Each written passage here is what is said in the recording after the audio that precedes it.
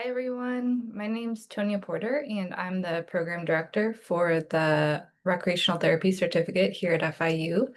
I am a teaching professor within the Rehabilitation and Recreational Therapy undergraduate degree program, so the bachelor's degree. And I started at FIU back in 2015. And so kind of seeing the growth and evolution of our not only the degree, but also options that we're providing to other folks. So this certificate option um, was really developed for people who already have a bachelor's degree. We were starting to see a lot of folks actually coming back into our program who already held a degree because they found the field of rec therapy and they wanted to get the certification associated with it. And that is still an option for folks, but to get a second bachelor's degree, it's a lot more credits. So you can transfer in a lot, but you still have to complete all of the kind of FIU requirements. Whereas this program, the certificate was developed to meet the baseline requirements from our national credentialing agency. So it's just a quicker way to get the same certification. So although the certificate option is pretty new, we launched last year, the coursework and content is the exact same as the bachelor's program. That's been around for decades at FIU. And so it's just kind of the process, and this option is new for folks. So our regular bachelor's degree, we are the largest in the country. We have almost 700 students enrolled in our rehab and rec therapy program. We have a couple different tracks within that program. And we are the only university in the state of Florida to offer this option that leads to the professional certification. So that's just a little bit of background about the certificate, the option, and kind of how it fits into FIU's existing program. So in this presentation, I'm just going to cover some of the basics, right? So I'll briefly talk about just the profession in general. What is the CTRS credential? And then we'll look at the structure of the certificate. So we do have kind of different tracks and options that allows for flexibility and really meets the needs of the folks coming in, because people are coming in with different levels of experience. They might have professional experience in the field. They, and just need the classes. You might be completely changing careers and you need everything like you're brand new. So we can accommodate all of those situations. And so I'll kind of talk about what are those different paths and tracks within the certificate program. We'll look at eligibility, the proposed program schedule for the next cohort. And then if you have questions, I'll have some email addresses that you can feel free to reach out to if you want follow-up. So first off, just let's talk about what is a certified therapeutic recreation specialist. And probably because you found yourself here, you might have a pretty good understanding of what this is. But CTRS is really within the field of rec therapy. This is kind of the gold standard credential that exists at the national level and is recognized in all 50 states. So a CTRS, that certification within the field of rec therapy is issued by the National Council for Therapeutic Recreation Certification, or NCTRC. And again, they are kind of the main, well, really the only credentialing agency that issues this credential. And it is recognized not only in all 50 states, but also internationally. So Canada has a really developed profession of rec therapy. They use the CTRS credential and is starting to be adopted in other countries as well. So what a rec therapist does, and one of my favorite things about this profession, is that we can work in so many different settings with so many different types of clients and patients. So you'll see rec therapists working in clinical settings. So like an inpatient rehab, that's where I got my start. You can work in like behavioral health and substance abuse treatment. You can work in a lot of rec therapists work in like long-term care and assisted living facilities. And then we have a lot of folks in more of like community-based settings. So working in like parks and recreation, like inclusion programs, adaptive sports, maybe specialized rec programs, like autism specific programs or programs for folks with developmental disabilities. We have rec therapists working in schools. So there's so much opportunity and options within this field. And really what the field is all about, it's taking and using activities and recreation through purpose to meet goals and like health goals for our clients. So you might be working on maybe improving someone's mobility, or you might be working on addressing anxiety, depression, or something more psychological. You might be working on cognition and things like that. And so we're working within these different domains, but in a fun way, right? So most people are familiar with physical therapy or occupational therapy, and that is a very clinical and structured treatment, and it works, right? So that therapist is going to set these goals. And oftentimes the treatment is just like a lot of repetition. It's not like super functional. It's not super fun. It's not super engaging. So oftentimes the goals we work on are going to really overlap and be similar, but we're doing it through like these different modalities, right? So maybe you're using sport as a way to help your clients. Maybe you're using games or art or dance or, working with animals, or there's so many things. I mean, just think of all of the different types of activities and things that you do. And oftentimes we participate in recreation and activities for fun. It makes us feel good, right? And so we're taking that concept, but applying it in a therapeutic sense. And oftentimes we get really good outcomes because our clients and patients, they enjoy it. So that's kind of what the field is all about. And so this program, the certificate, will make you eligible to become a CTRS. So when you graduate, you are not automatically a CTRS. When you complete it, you'll be eligible to take NCTRC's exam, and then NCTRC is the agency that issues the credential. So when we look at NCTRC, right, so our whole process is really making sure that you meet their requirements.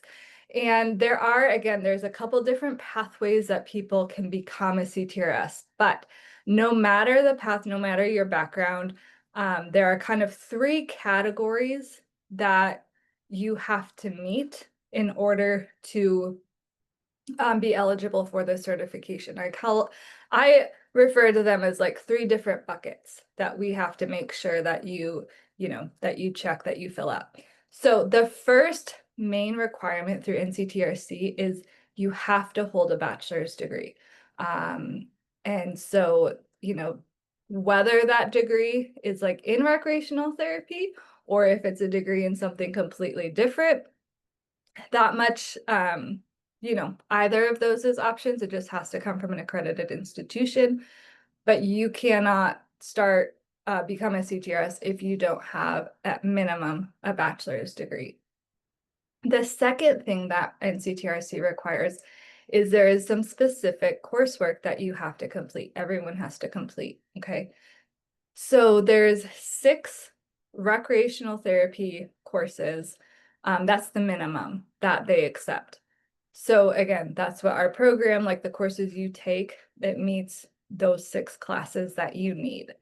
Now, the other thing in terms of coursework is NCTRC does have what they call as supportive courses required. And these are things, now this is not built into the program. Oftentimes people, they were a part of their bachelor's degree already. And if you don't have the supportive courses, these are a couple extra classes that you would need. I'll pull up a complete list and shortly here, but the main 3, it's really 3 that people need to make sure they have. You have to have an anatomy physiology class. you have to have completed a human growth and development class, and then you have to complete an abnormal psychology class. And oftentimes those courses are called different things. So again, you might have already taken this as part of your bachelor's degree, but those 3 additional classes are required. And again, I'll pull up a more comprehensive list so that you can see that written out. Okay, so that coursework. So if you become a CTRS, anyone who has that credential has taken rec therapy specific classes and they've completed their required supportive courses. Okay, the third kind of bucket or requirement to become a CTRS is you need some level of professional experience. Okay, and again, that's what's so great about this field is it's very tangible, it's very hands-on, right? And you, in order to become and get that credential, you need therapeutic experience, right? So there's 2 different ways that you can get your professional experience. The most common is completing an internship, and that's when you would be enrolled in an internship class.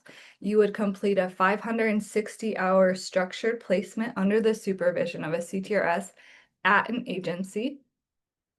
And it takes, so that's 560 hours. It's like a 40-hour a week for 14 weeks, right? After that 560 hours, that meets that professional experience because you have gotten 14 weeks of hands-on experience that qualifies to get this credential. There is another path, and we get a lot of folks that meet the professional experience through their previous paid job experience. So in CTRC, within kind of this professional work experience, there's again a couple different pathways and ways to meet this. One of the ways is, say you're working in a in a related job, right? Like you're facilitating activities, maybe you're activities director, maybe you're an inclusion coordinator, adaptive sports manager, or something like that. If you're in that type of job that falls within kind of the world of rec therapy, if your supervisor is a CTRS, then if you work after 1,500 hours under supervision of that CTRS, you would meet the professional work experience. That's one way. The other way is, say again, you're in a related job. And again, it has to fall in. CTRC has very specific guidelines of the type of jobs that meet this requirement. But it has to kind of align with the rec therapy process. Okay, so it's, you know, if you're just working as like a therapy aide or a therapy assistant in like a, you know, a PT or OT clinic, typically that's not going to meet the requirement because it's not rec and activity specific. But if you're working, again, our most common, we get folks coming in like they're working as activities directors in nursing homes or long-term care facilities. They're working in inclusion programming in Parks and Rec. Maybe they're an activities assistant in some sort of adaptive program. Those are all things that would meet that. So say you're working in that type of setting, like you're essentially like doing the job that a CTRS would do.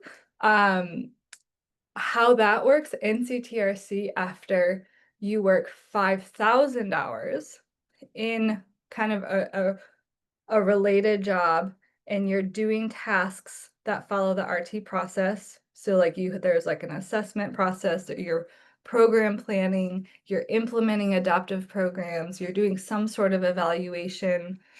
After 5,000 hours and you have to get HR to verify your employment, that qualifies as their professional work experience.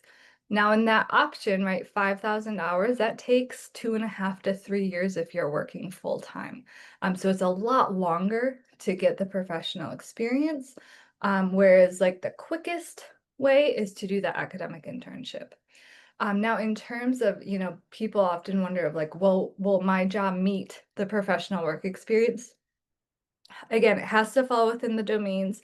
I would check out their website. So the thing with this is NCTRC is the organization that approves professional work experience. So here at FIU, like I wish we could do that, but we don't have that power. So I can't, when you come into the program, I can't say, oh yeah, I guarantee your professional work experience meets NCTRC's requirements. You need to get that verified through NCTRC, and I recommend doing that.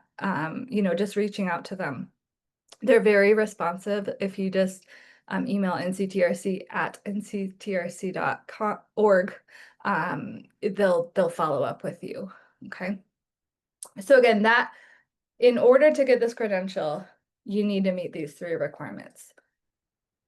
So our programs, both our undergraduate degree and our certificate, align with NCTRC standards so that you meet these three requirements. Okay, so here's kind of how the certificate program fits in to becoming certified. So for the certificate, this option literally exists for people who already have their bachelor's, so you don't have to get the second degree. So coming in, you should be set, right? If you have a bachelor's degree, you've already checked this box. In terms of the RT specific coursework, what you get through the certificate program is those 6 rec therapy courses. Like I said, the supportive courses, those are required, but those can be completed, like you can complete them at FIU while you're taking your other RT classes. Or we have a lot of folks that if they need it, they're like, I never took anatomy and physiology, for example. You can take it at any like community college or any accredited institution. It does not have to be FIU, and it does not have to be the institution where you got your bachelor's degree. But you do have to complete them sometime. Now, another common question is, well, do I have to have the supportive courses completed before I start the certificate program? And the answer is no, you do not. For the supportive courses, it's not like they don't have to be completed in order. So, in theory, you can complete the certificate, complete your 6 RT courses, and then you could complete your supportive courses. Or what I recommend is doing it at the same time. So when you're enrolled in the RT courses, maybe you're taking one supportive course per semester. It's really up to you, but there's no specific order you have to complete it in. And then in terms of the professional experience, if you need professional experience, again, not everyone does. We get people coming in that they meet the paid professional work experience option. But if you're like, no, I've never done a related job, and I need to get the professional experience, you can complete the academic internship with FIU and do your 560-hour placement. Okay, so that's kind of what our options within the certificate. That's how it will lead you to be eligible for this certification. Okay, so now let's just talk through some different scenarios of the different situations and types of students coming in and what they would need to complete, right? Because we do have several different tracks within the certificate to meet these, to align with these different professional scenarios. So say you're coming in and you have professional work experience. You're like, yeah, my supervisor is a CTRS, or I've basically been doing the job of a recreation therapist and I've been there for at least 5,000 hours. If that's you, all you need is that specific coursework. What you would do is complete those 6 RT classes, right? So that's kind of scenario number 1. You would enroll and you would qualify for the coursework track, okay? And again, that track is 18 credits. You would complete your 6 courses over the 3 semesters. You do 2 courses per semester.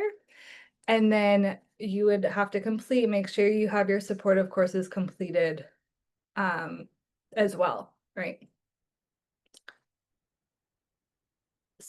So that's scenario number 1. Scenario number 2, and this is very specific to FIU graduates of the rehab track of the rehab and rec therapy degree. So folks who are not from FIU, just like a quick background. This doesn't really impact what track you would come into, but just so you know what I'm talking about. Our bachelor's degree has 2 tracks as well. So we have a rehab track and we have a rec therapy track. The rehab track students, oftentimes those students are folks who have plans to maybe go on to grad school, and that's the most common, or they're just unable to commit to doing an internship because it is a big commitment, right? It is a lot of time and things like that. So folks in the rehab track, they've completed the rec therapy courses. Like they have that coursework. They just didn't do the internship. So they're not eligible for the certification. Now, what we've seen is that people graduate from our rehab track. Maybe they change their mind about grad school, or maybe, they want to become a recreation therapist after all. What we're starting to see is a lot of folks coming back and like, hey, I really want to do my internship. I need my professional experience. I want to get certified. So folks in that situation, again, folks who are our rehab grads from our FIU degree, you've done your coursework, you're just missing your professional experience. You come back, you can do your internship, and you would enroll in our clinical experience track. And again, this track is very specific to little FIU grads from the rehab track. Okay, this is just kind of coming back to finish out the program or the certification eligibility. Okay, so that's what the clinical experience track is.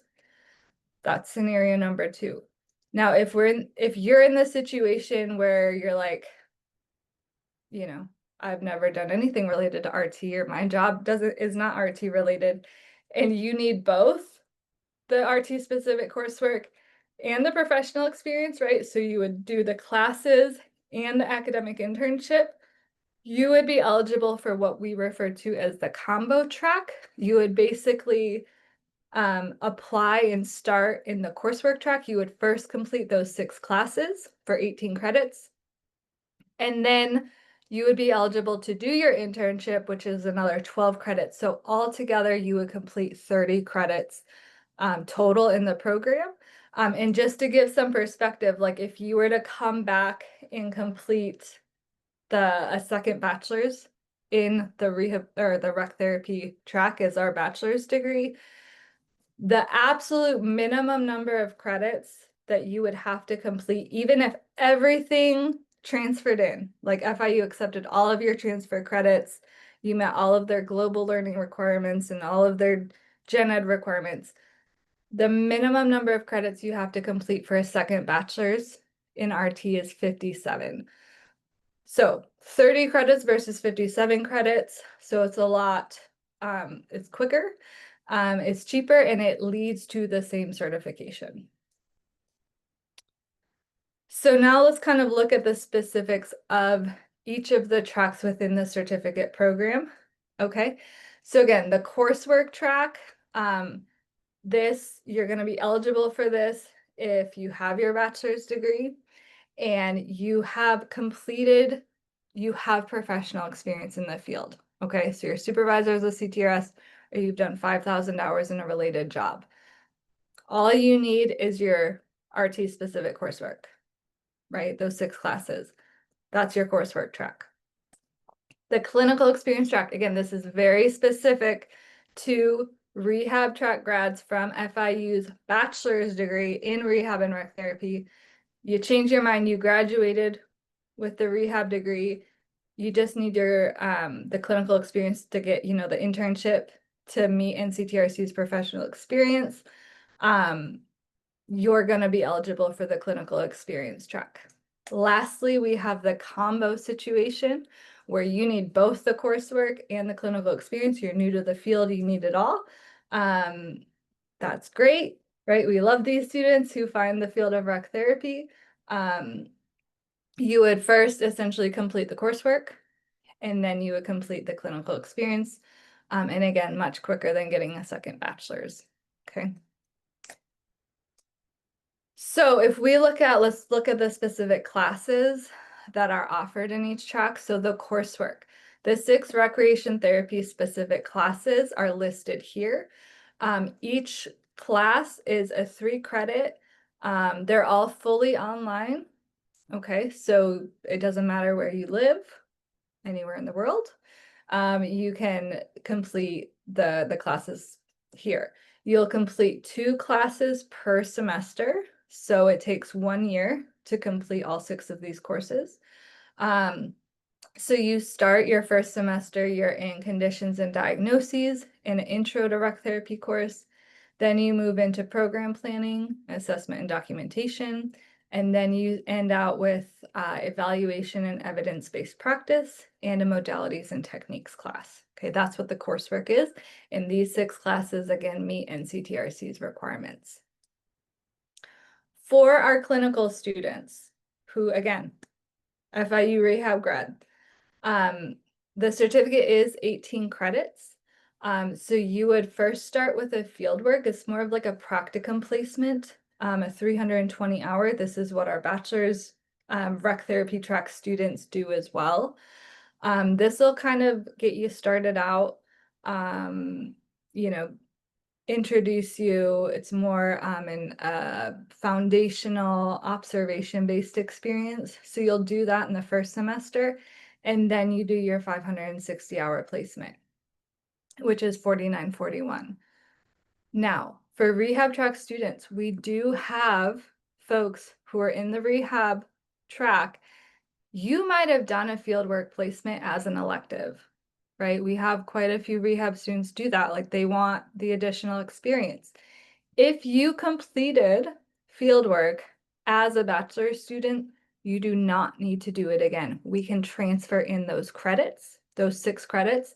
All you then have to do is your internship, and then you'll meet that 18 credit minimum requirement to get the certificate, okay? And then the combination students is first you start with your 6 RT classes, and then you're eligible for your internship. Now, most folks who do this option, they do the 6 courses over 3 semesters, and then in the 4th semester, they do their internship. However, if you're really wanting to get this done, you're really motivated, you can complete your internship while you're enrolled in these last 2 credits, and you could be done with everything in 1 year. This would be an 18 credit load. Remember, your internship's a full-time placement, taking those other classes. Now, this process, the coursework, it is completely possible to be enrolled and still work full-time. I think actually almost all of our current certificate students work full-time. So it is set up so that you can do both. But once you're doing an internship, again, this is a full-time placement.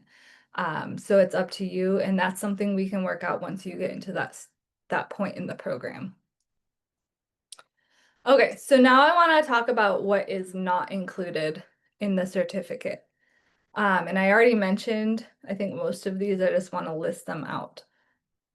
So as I already said, the supportive courses from NCTRC are not included in the certificate, but you can take them at FIU. All of these classes are available online. I have been told that they fill up, so there's not always availability for folks who aren't like enrolled in those programs, but it is possible, or again, you can take them at like a community college or anywhere of your choosing. So the 3 main classes I mentioned, anatomy and physiology, your abnormal psychology, and your human growth and development. Those are the ones you definitely need to make sure. Now, sometimes at different programs, like these classes are called slightly different things. Like here at FIU, our abnormal psychology class is called psychopathology. It's the same class, it meets the requirements, right? And then sometimes like a human growth and development course is sometimes called like, human development over the lifespan or something like that.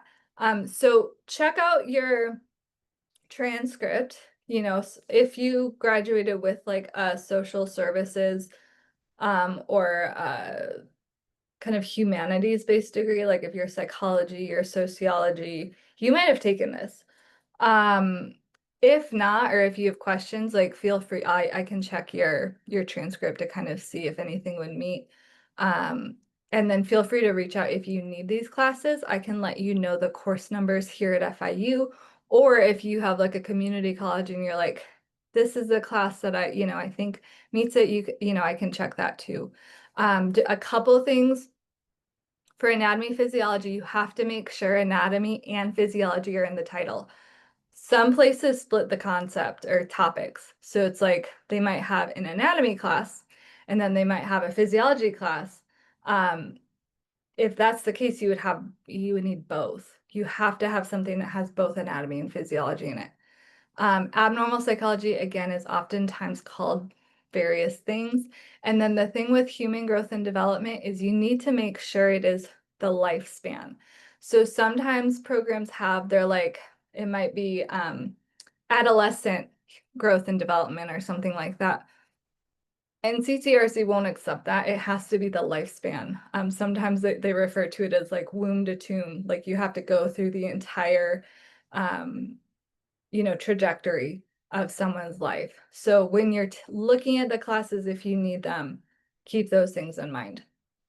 And then when you check out NCTRC's website, you will see that they list like, oh, and then you need an additional 9 credits of courses that are related to social sciences and humanities. And this is like anything in humanity, like psychology, sociology, philosophy, um, like basically anyone who has a bachelor's degree will have taken 9 credits of social sciences. Like it'll be in there somewhere.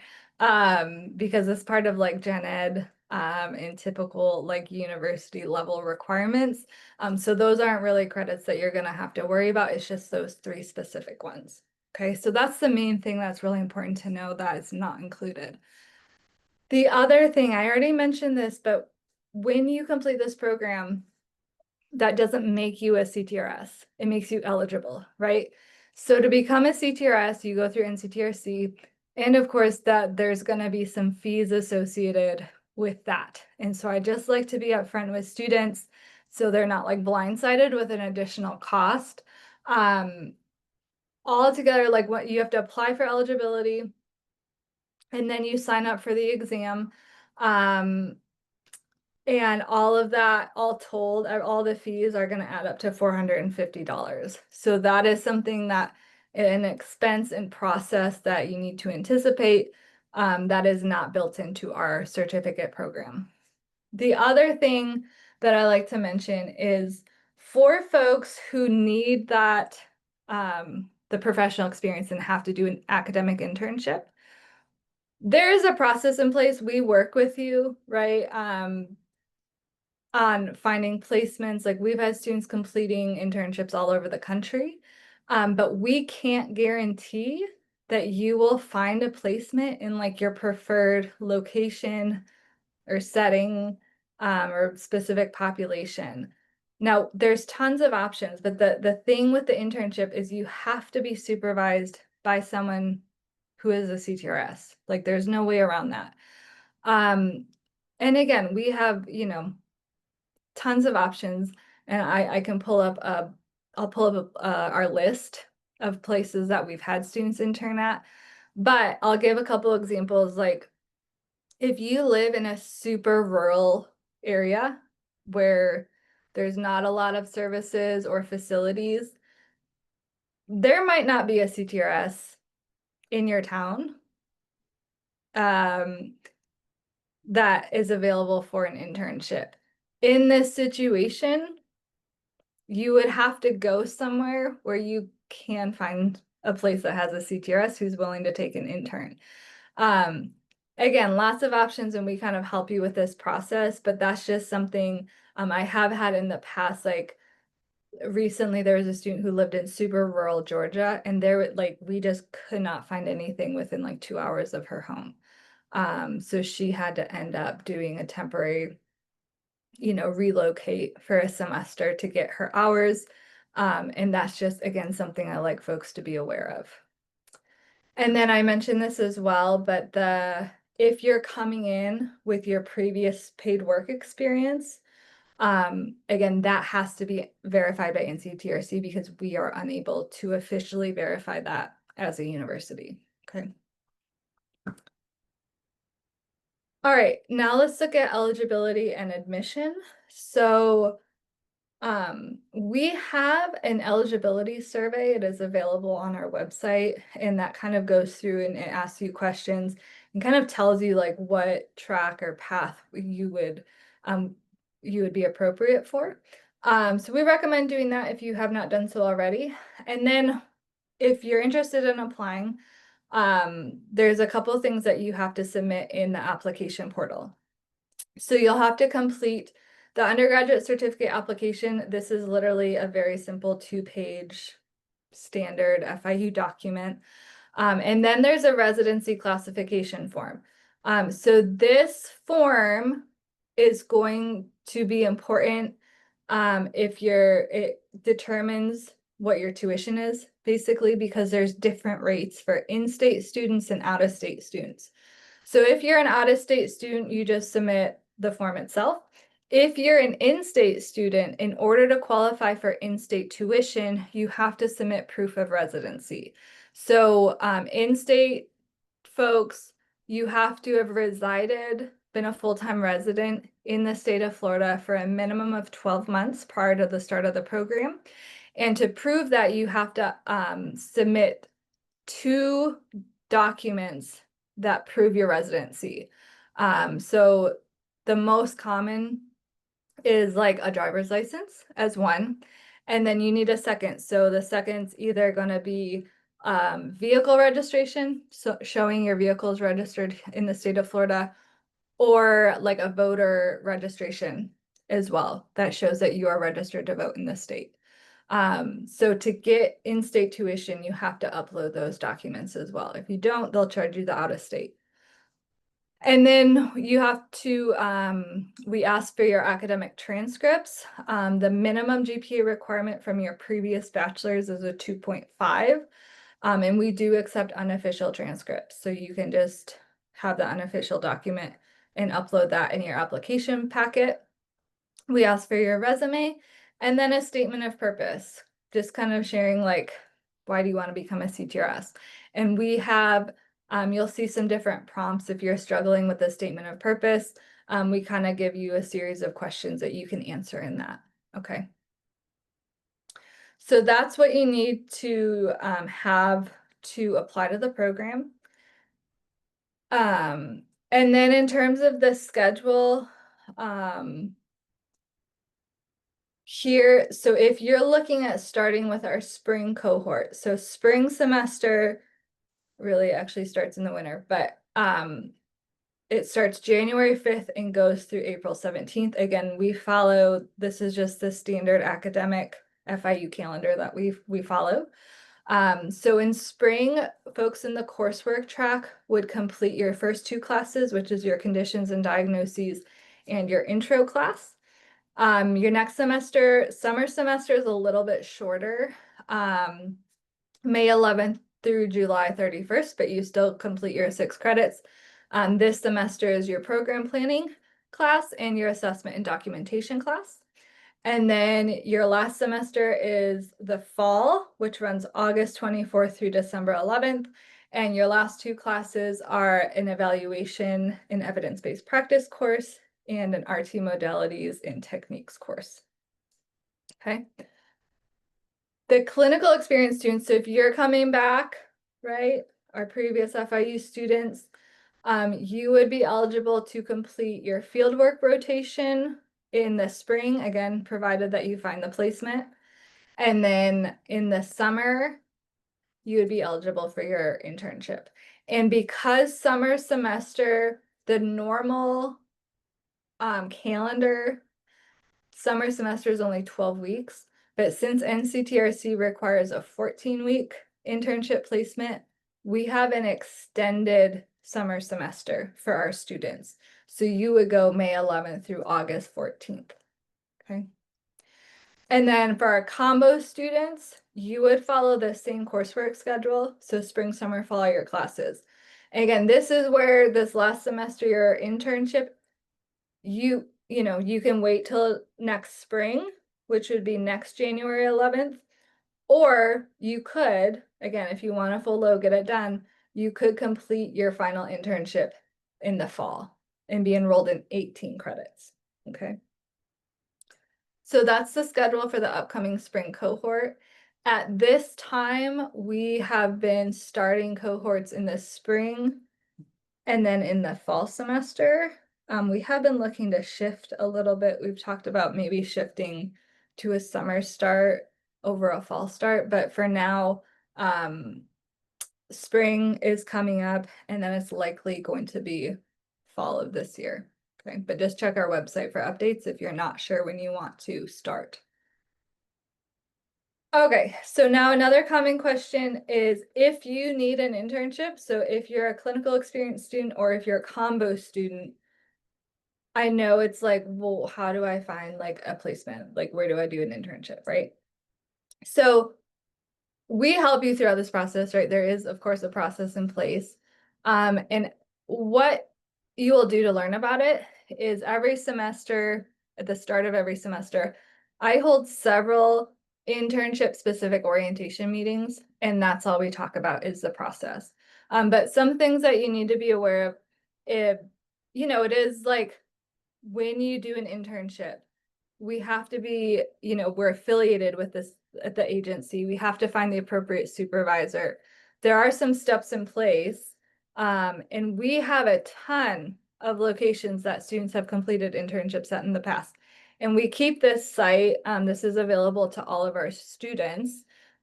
This is by no means like a comprehensive list of every internship that exists. This is just a list of places where FIU students have done internships. We are adding sites every semester, okay? So if you check out this list, you will see it is organized based on location. So because our, you know, our program's in South Florida, the majority of our affiliated sites are in Broward and Dade County. So on the top is Broward, and then you scroll down to Dade.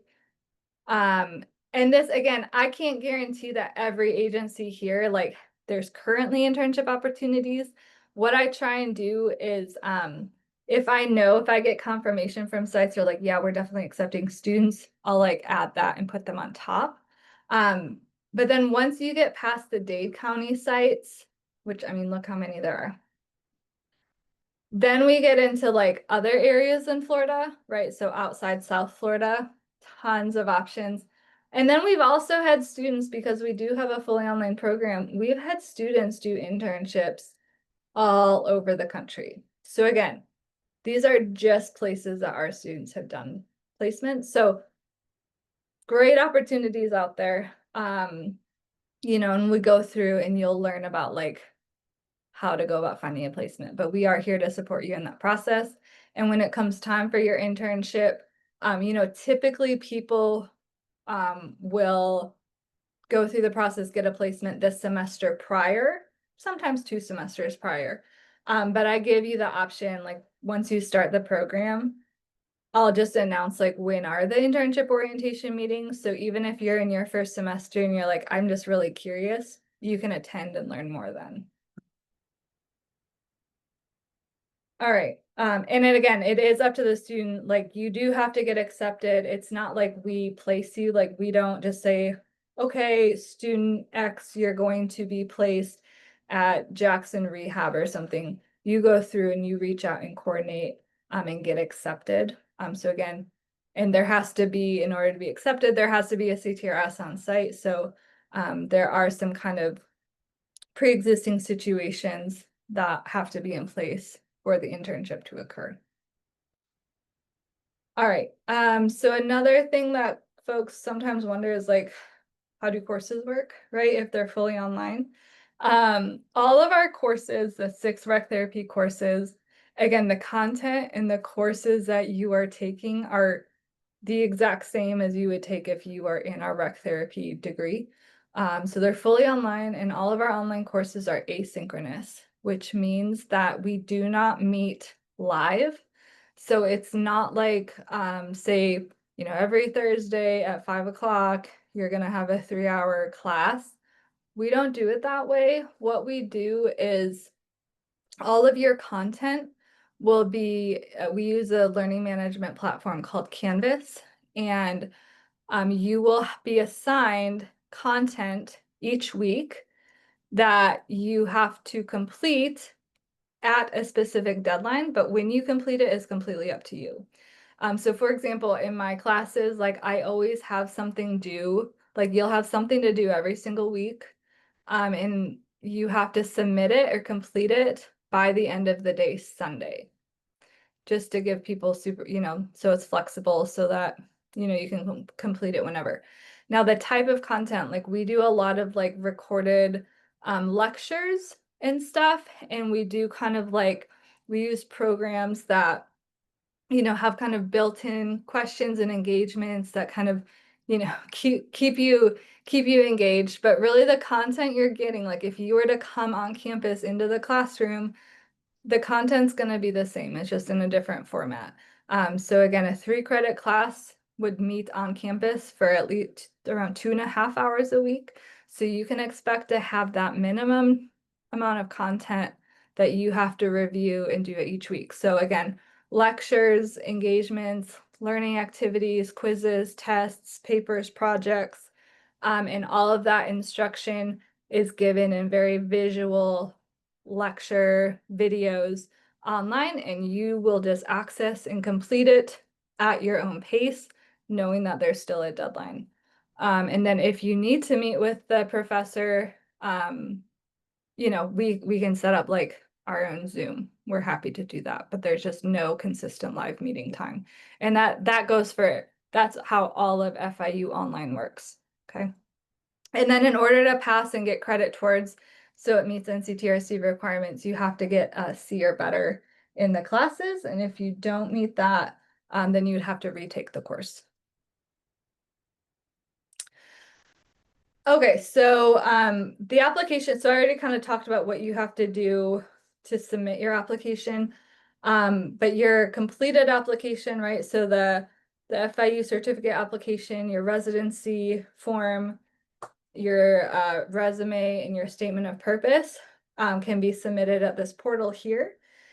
If sometimes the portal, if you're like, oh my gosh, like one of my documents didn't upload or I skipped it, won't let me go back, just email me and I can add it to your packet. Like I can access it and add it. In terms of the application fee, there is a $30 fee, but the kind of quirky thing about the fee is it's not charged when you actually apply. It's charged with your first semester tuition. So if you apply and you don't end up doing the program, you never have to pay the $30. But if you apply and then you start in spring semester, you will see that $30 application fee charged on your tuition bill. I don't know why they do that. It's just how it works. And then we ask applications are due December 1st for that spring 26 start. And again, spring 26 starts January 5th. Now, again, if something happens and you're like, oh my gosh, like I couldn't get my transcript in time, just email me and we can sneak it in a couple days late. But just be in touch by the 1st. That's when we need our head count. So now the not so fun stuff is the tuition and payment piece of this. So tuition for the certificate program is the charge for credit hour is the exact same as the bachelor's degree. So they're set by the state. We can't change these. I wish we could. But in-state Florida tuition is $235 a credit hour. And then out-of-state tuition, this is their current rate here.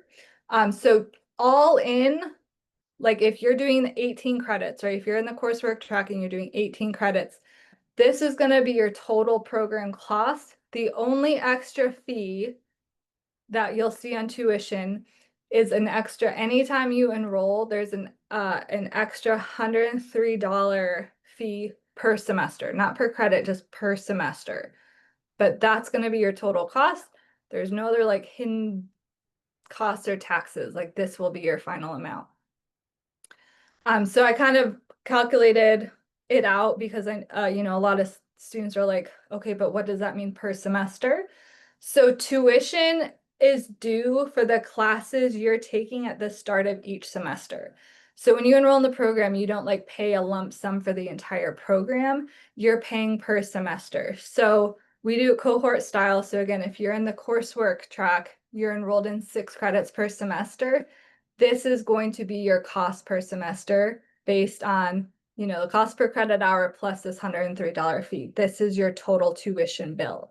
So tuition again is billed at the start of the semester. So you can either pay it in one lump sum or you can set up, FIU has a payment plan option where you split up your payments into 3 or 4 chunks that are paid basically like around once a month throughout the course of the semester to help break it up. Okay. In the semester, like for students doing internship, right, that is a 12 credit placement. This is going to be the total cost. Okay. Now in terms of, paying for it, unfortunately, professional certificate programs in the state of Florida do not qualify for federal aid. Okay, so if you complete like a FAFSA form, it will get denied, but there are alternative and private loan education loan options, and there you can learn more. I provide a link that you can kind of see FIU's current approved vendor list, and you can apply through that. Okay, so there is still loan options. It's just not like a federal loan. And then I mentioned the payment plans, right? If you are interested in that as an option, this is, here's more information about setting that up. And you would set that up once your tuition is billed in your account. Okay. Okay, so that's kind of the main information that I wanted to share. If you have any follow-up questions, please reach out. You can either reach out to rtcert@fiu.edu. My email is tlporter@fiu.edu. And then our other main teaching professor in this program, her name's Tanya Santiago. This is her email as well. Okay. Again, let us know if you have any questions, concerns. Just as a little overview of like what happens once you submit your application.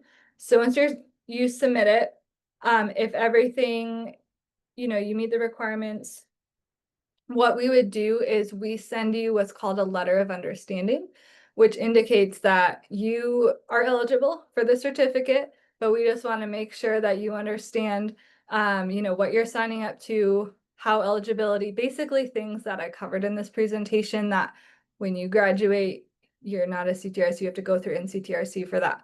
Once you sign the letter of understanding, that kind of tells us like you want to move forward with the program, and we would send your information to our registrar's office where you would get assigned what's called a Panther ID number, which makes you an official FIU student.